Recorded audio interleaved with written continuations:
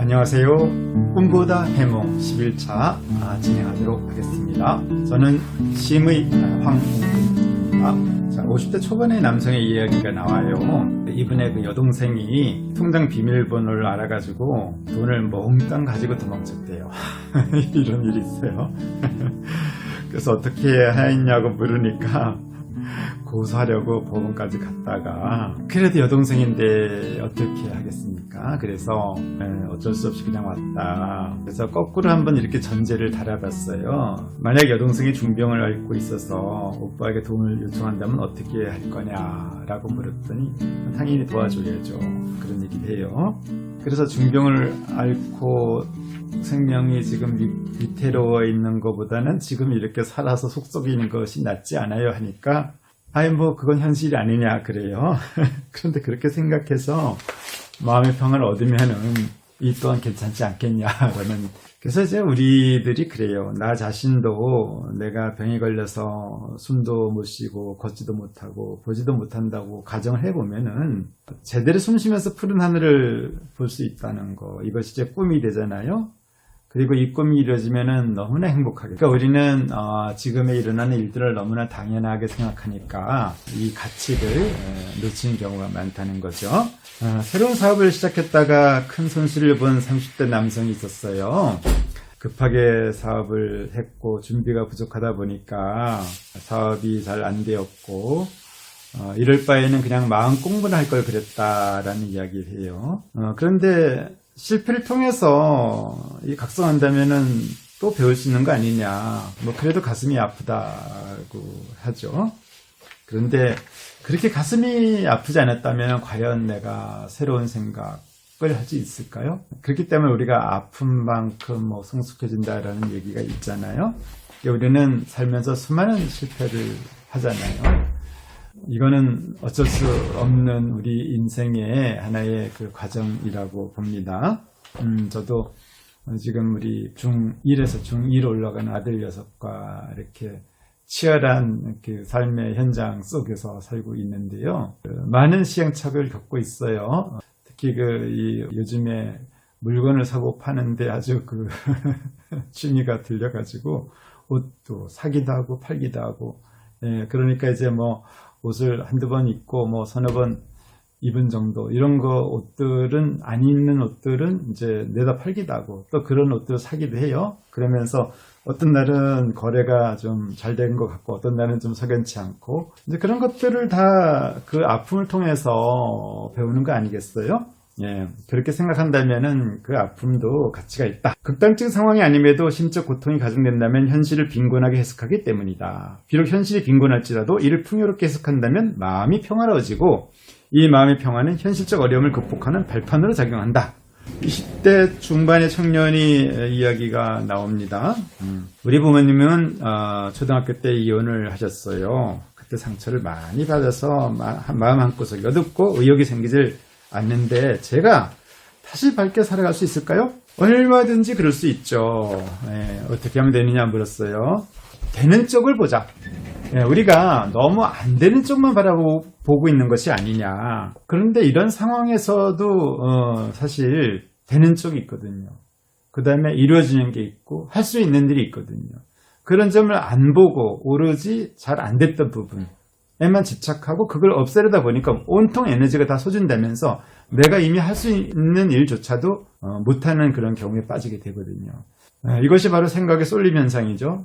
그래서 생각의 유연성이 없으면은 이렇게 되어 버리거든요. 평소에 마음 공부를 하고 평소에 준비가 되어 있었다면은 어려운 상황이 펼쳐지더라도 되는 쪽을 보고 할 수 있는 쪽을 찾게 되고 새로운 해결책을 찾으면서 얼마든지 이를 극복하고 오히려 더 이걸 통해서 성장해 갈 수가 있거든요. 그런데 그런 마음의 준비가 안 돼 있다 보니까 이렇게 어려움이 생기게 되면 어려움만 바라보면서 되는 쪽은 전혀 안 보게 되죠.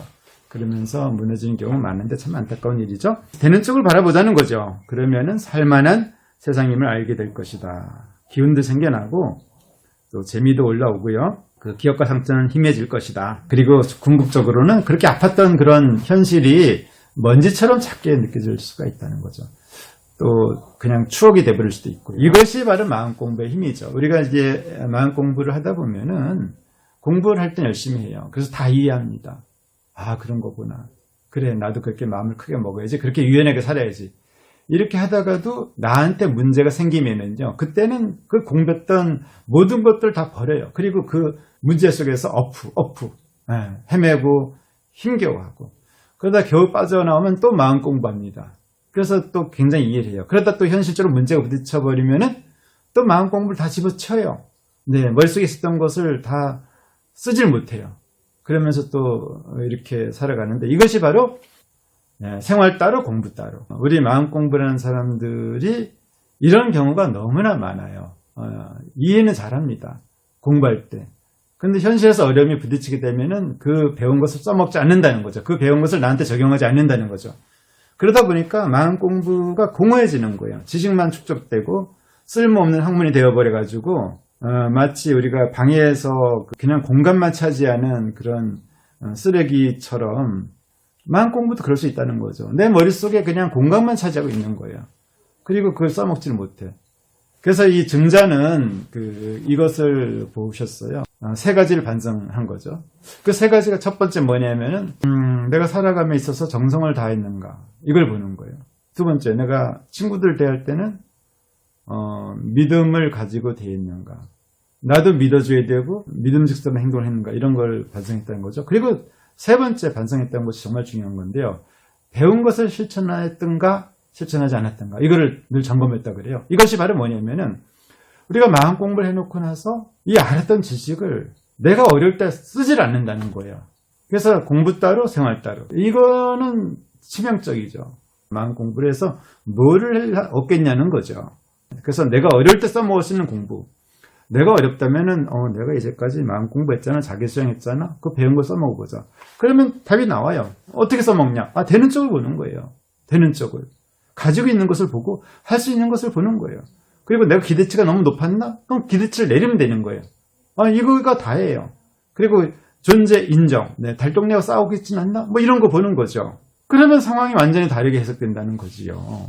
그런데 왜 이걸 안 써먹고 고민을 하고 이 존재와 싸우고 거대한 현실 세계와 싸우면서 그렇게 빠지고 지옥을 만나게 되고, 그리고 나서 또 겨우 벗어나면 또 마음 공부합니다. 그러다 또 현실에서 어려운 걸 느끼게 되면 또 마음 공부를 내다버려요. 뭐 하는 거죠? 이거는 이제 우리가 지향을 하자는 얘기예요. 열등감에 대한 얘기가 나오네요. 저는 어릴 때부터 뚱뚱하고 땀이 많이 나서 남들 앞에 나서는 것이 두려웠고 놀림당하는 것이 힘들었는데, 이제 그때부터 남의 말에 신경을 쓰기 시작했고 남들에게 잘 보이고 싶어져서 늘 괴로운데 열등감을 어떻게 해소할 수 있냐. 그래서 열등하다는 생각에 내 전부를 투영할 필요는 없다. 내 존재 전체가 열등할 수는 없는 거 아니냐. 열등이라는 것은 어느 일부분일 뿐이에요. 어떻게 모든 것이 열등합니까? 저도 제가 그 신체적인 컴플렉스를 제가 많이 알았어요. 어디에도 잘생긴 게 없다는 거죠. 뭐 눈 자체는 원래 장애인이고 코도 그렇고 입은 돌출입에다가 키는 큽니까? 전체적으로 얼굴 자체가 못생겼다. 이런 강박에 많이 시달렸는데, 그런데요. 제가 만인이 인정해주는 잘생긴 부분이 있더라고요. 와, 그거를 사실 제가 최근에 인지를 했어요. 최근은 아니고 한 몇 년은 됐겠죠. 제 신체 부위 중에서 아주 너무나 멋진 잘생긴 그 신체 부위가 있더라고요. 그게 제가 말씀드렸습니다. 바로 저의 뒤통수라는 거죠. 모든 미용사분들이 저의 뒤통수가 너무나 아름답대요. 동그랗게 이렇게 잘 이렇게 빚어졌다는 거예요. 보통 이제 머리에 가려서 안 보이잖아요. 그런데 동그랗고 아주 예쁘다는 거예요. 정말 그럴까요? 한번 보실래요? 이렇게 보여드릴까요? 볼까요? 잘 모르지만은 어쨌든 그렇다고 한두 분이 말씀하시는 게 아니라 모든 미용사분들이 그렇게 말씀해 주셨어요. 그래서 내가 뒤통수는 잘생겼구나. 모든 게 다 열등할 수는 없어요. 신체도 그렇고 생활도 그렇고. 그래서 한 일부분이 아니냐. 그리고 또 열등한 일부분은 또 인정하고 그러면 빠져나올 수 있는 길이 아니냐.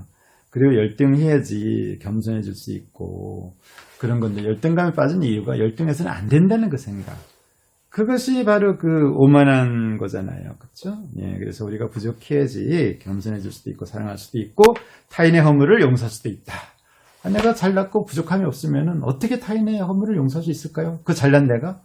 그래서 이 조물주께서는 우리에게 반드시 열등한 부분을 주셨어요. 아무리 잘나도 그 열등한 부분이 있거든요. 그리고 잘났다고만 얘기하고 잘났다고만 생각한다면 그렇게 열등한 생각이 어디 있겠냐고요. 그 열등한 생각이잖아요. 오만한 생각이잖아요. 그러므로 열등한 점을 인정하는 그 마음이 곧 우등하다라는 거죠. 예. 얼마나 훌륭해요. 그 우등한 생각 아닙니까? 자기 자신을 겸손하게 들여다보고 내가 열등하다는 걸 인정할 수 있는 거. 자, 명심보감 전기편에는 이런 이야기가 있습니다. 나를 선하다고 말해주는 사람은 내 적이요, 나를 악하다고 말해주는 사람은 내 스승이다. 와, 이거 엄청난 얘기죠. 그래서 나를 선하게 대하는 사람에게는 내가 자만심에 빠질 수 있으니까 이걸 잘 경계하자는 얘기고요. 그리고 나에게 막 험담을 하거나 이런 사람들은 또 나를 수양시키는 것이 아니냐. 그러니까 내 스승으로 보자. 이렇게 된다면은 남의 비난과 칭찬으로부터 내가 자유로울 수 있겠죠.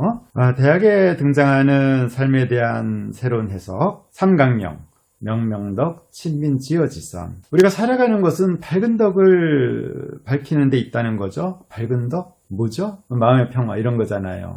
내 마음이 평화로워지면 내 주변도 좋아지잖아요. 그러니까 친민이 되겠죠. 즉 백성들과 가까워지겠죠. 즉 대인관계가 원만해지겠죠. 그러다 보면은 정말 우리가 꿈꾸는 지극한 선에 도달되는 거 아니냐. 그냥 착함이라는 것은 나만 좋은 게 착함이라고 생각하잖아요. 그런데 지극한 선은 다르죠. 나도 좋고 너도 좋아야 된다는 얘기죠. 우리 모두가 좋은 세상도 나갈 수 있지 않냐. 이런 스케일을 제시하고 있습니다. 팔조목은 경물치지 성의 정신 수신제가 치국평천하죠. 그래서 이 순서인데요.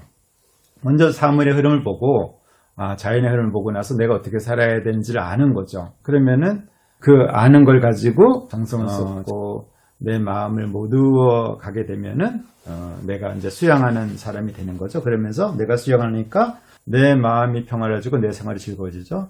그러다 보니까 집안도 좋아지고 또 우리 나라도 좋아지고 세계의 평화가 오는 것이 아니냐.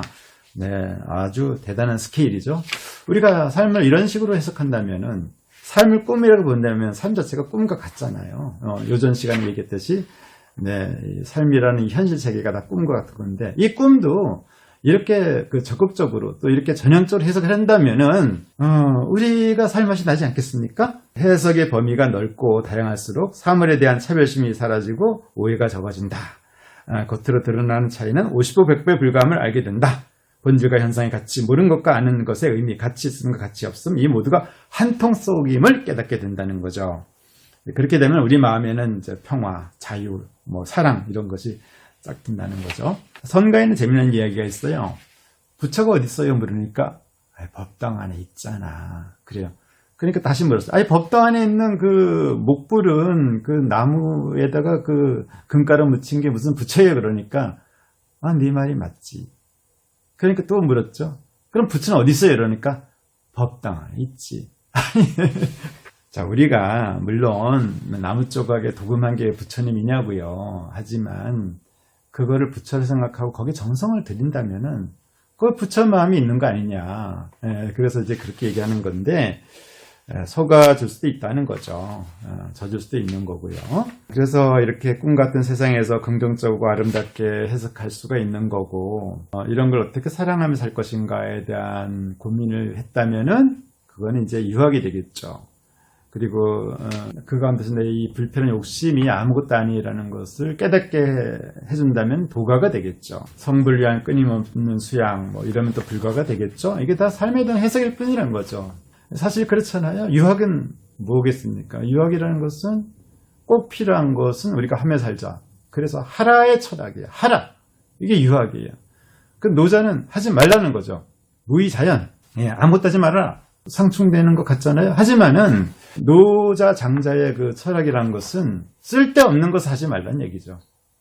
그럼 유학에서는 공자 명자에서는 하라. 꼭 필요한 것은 하라. 이런 의미가 있는 거죠. 거기다가 이제 우리 또 허준 선생님은 허심합도다.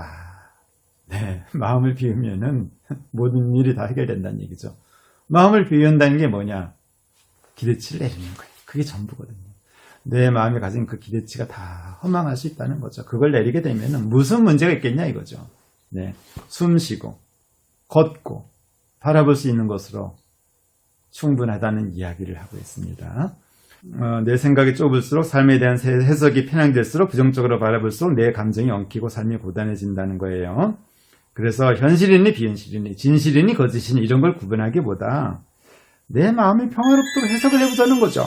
내 마음이 평화롭도록. 그것이 다소 좀 뭐랄까 비현실적이라 할지라도 그것이 다소 좀 내가 불리한 해석이라 할지라도 결국엔 내 마음의 평화에 이득을 준다면은 가져다 쓸 수 있는 것이 아니냐. 네, 그러면은 내가 이제껏 고민했던 해묵은 난제들이 다 풀릴 수 있다는 거죠. 꿈보다 해묵. 꿈 같은 세상에서 기왕비사 내 생활이 즐겁고 내 마음의 평화가 되는 해석해보자. 그러려면 어떻게 해석해야 되느냐? 원카드가 아니라 투웨이. 한 장의 카드를 더 가져가 보자는 얘기죠. 그래서 해동내의 화려한 그런 것만 바라보기보다 달동네의 순기능, 달동네가 주는 겸손과 성장의 코드를 하나 더 얻는다면은, 그렇게 투웨이로 산다면은 우리의 인생은 달라진다는 거죠. 언제부터? 오늘 바로 이 순간부터. 여러분들은 믿습니까? 한번 이런 시도도 한번 해보자고요. 원카드에서 투웨이로. 원카드를 부정하자는 얘기는 아니에요. 원카드 한 장 가져가되 또 한 장을 가져가자는 얘기죠. 투웨이 라이프. 자, 지금부터 시작하고 있죠. 네, 건투를 빕니다. 자, 그러면은 다음에 11차에서 만나 뵙도록 하겠습니다. 감사합니다.